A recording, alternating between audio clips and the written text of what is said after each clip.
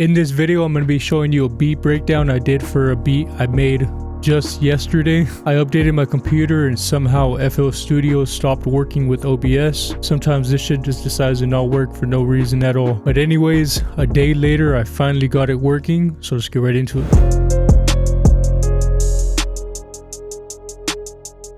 Alright, so I also had to update FL Studio to the newest version, and I just noticed that they changed the whole layout of everything now. They put this whole channel rack over here now, which is going to take some time getting used to, but it is what it is. Alright, so I started off with just this basic chord progression. I used a flat piano and then I switched it out to a different sound. So I used a piano inside of Flex, and then I switched it out to this library right here, and I used this preset. So this is what it sounds like.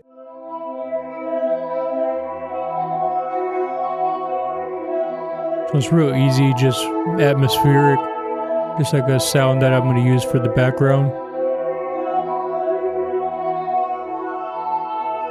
And because I wanted this sound to be more like in the background, I added a couple effects. So just some light compression to bring the levels down. I added some halftime, and this is what really changes the whole feel of it. And then just some basic EQ. So let me show you what it all sounds like together.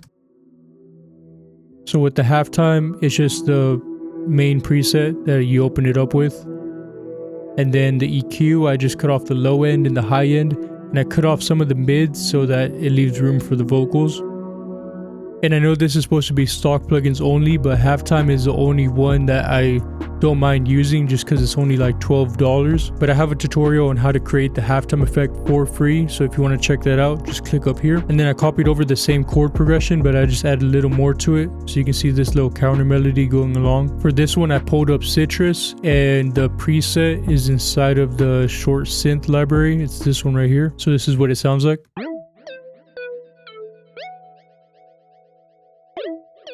So it brings a little more high end into the whole melody itself.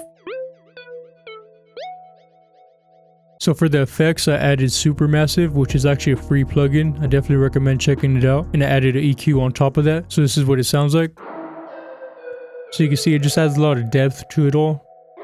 And there's some crazy presets on here, but I try to keep it simple with this one. And then the EQ, just same thing, cut off all the low end and all the high end, just to make it a little more muffled. And for this last sound, I was really struggling to find another layer to use the same chord progression with. I felt like I needed more energy to it, so what I did was I just created another melody on top of the other chord progression that it already had playing, and then I came out with this right here. So you can see we really switch it up here. For the preset, I went back into Flex. Flex has a lot of underrated synth sounds, man, I'm telling you. But I went to this library right here, and then the preset is called Dark Resonance. So this is what it sounds like. So you can see the preset already sounds pretty fire by itself. So the only thing I did to this one was just add some light compression and then EQ it. So you can see it's a real basic preset, just brought up the levels a little bit with it too. And then the EQ, I just cut off the low end for the bass obviously. And then I also just cut out a lot of the mid because you want to leave room for the vocals too. And I'm going to play them all together for you real quick, and I want you to pay attention to the background sounds, those initial two melodies I created, and you'll notice how they complement this last melody I created by not overtaking it, but just still adding that extra element in the background. So let's play it. So you can see how that last one really brings the energy to it all. But if you really hear, you can hear that background.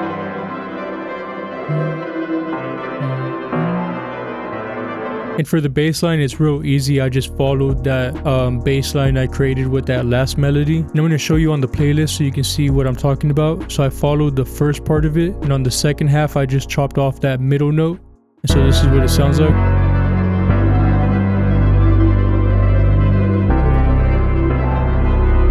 So it just creates a little more space in between it. And for the drums, I don't feel like I have to go too in depth with them. I'm just going to show you what it sounds like. But I do want you to pay attention to the bass line and the kick. If you notice, they're not following the same exact pattern. And this basically just creates a little more bounce since the drums are so basic.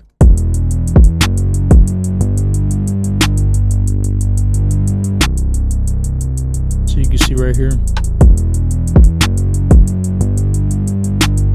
Yeah, it just creates a little more variation between them. Alright, so I hope you found this video helpful. I wish I could have shown you the full recording I had on this, but like I said, the OBS in FL Studio was having some issues with the new update. But hopefully I broke it down good enough for you. And if you want the drum sounds I use in this video, you can get them for free in the link in the description. Make sure to drop a like if you want to see me continue this stock plugin series. But I'll catch you in the next one. Peace.